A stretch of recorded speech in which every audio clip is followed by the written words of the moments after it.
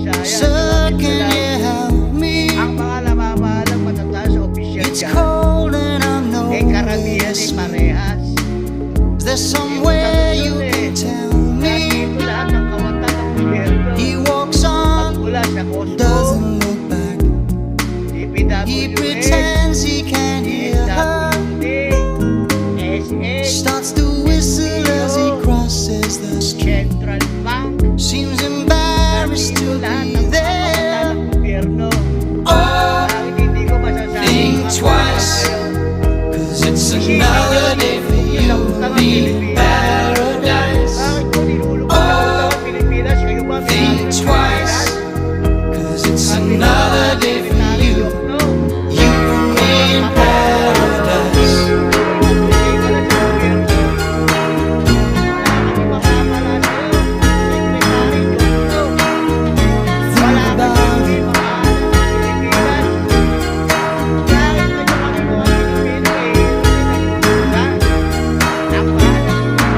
She calls out to the man on the street.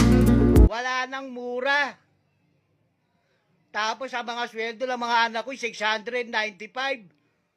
Paano hindi mangungusumi sa inyo ang mga Pilipino? Tapos proud na proud pa kayo?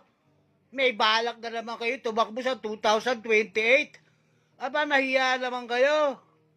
Mahiya kayo sa mga itsura ninyo. Hindi na kayo mananalo. Tandaan nyo yan. Sinabi ko na to.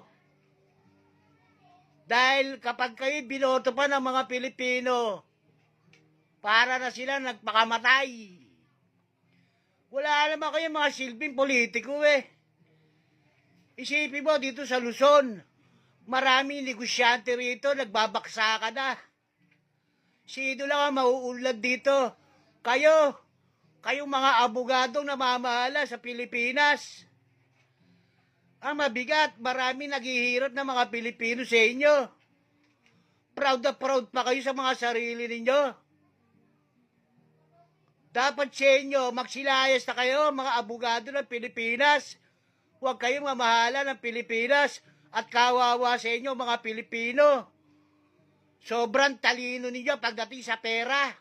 Pero sa pagpapaulad ng Pilipinas, pare kayo tatanga-tanga. Tatanga-tanga kayo. Mga abogadong tatanga-tanga. Matalino lang